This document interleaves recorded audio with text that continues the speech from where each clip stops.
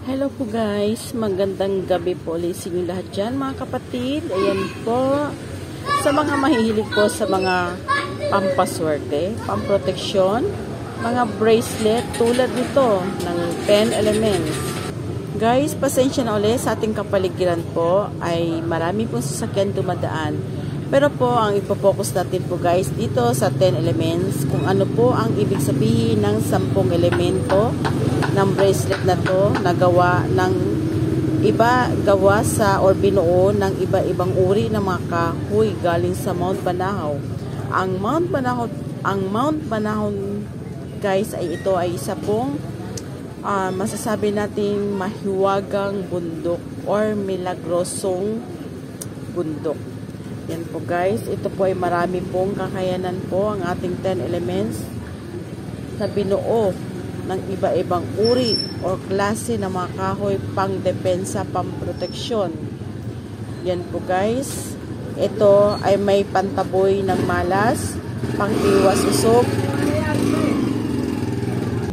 pang iwas sa usog, iwas sa balis, iwas sa mga inggitera, iwas sa mga masamang element, iwas din po sa mga di magandang or hindi maganda na gawain para ibato sa atin. Ito po din po ay may panliiwas or pangsilaw sa mga masamang elemento or aswang.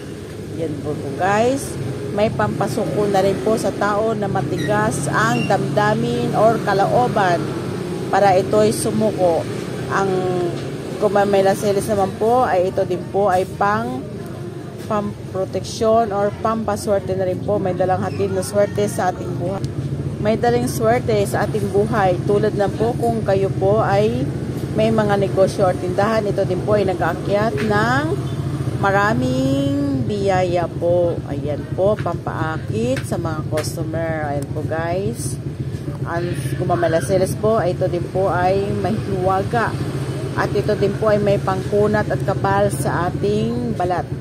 Yan po guys, sa nais po magkaroon ng mga ganito po uri po guys, ito din po ay hindi po basta-basta lang inaakit pa po to sa Mount Banahaw. At ito din po ay fully charged. At ito ay may basbas. Guys, at sa isang items po, hindi lang po isang may bibigay po sa inyo. Kung kayo mag-a-avail po, may mga kasama din po to pampaswerte po guys. Ayan po mga kapatid.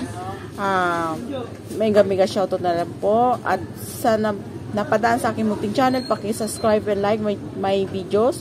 Pakipindutin po ang notification bell para always po kayo updated kung ako ay may bagong vlog or upload. Guys, PM na lang po, Missy Jane Alberto po guys. Yan po, bawat items may karagdagan po na iba-ibang uri ng mga pampaswerte.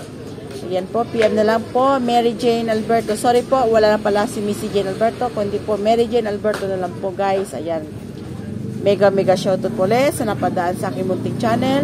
Kung nasa naman po kayo ngayon, palagi mag-ingat, magdasal para ingatan po tayo ng poong may kapal.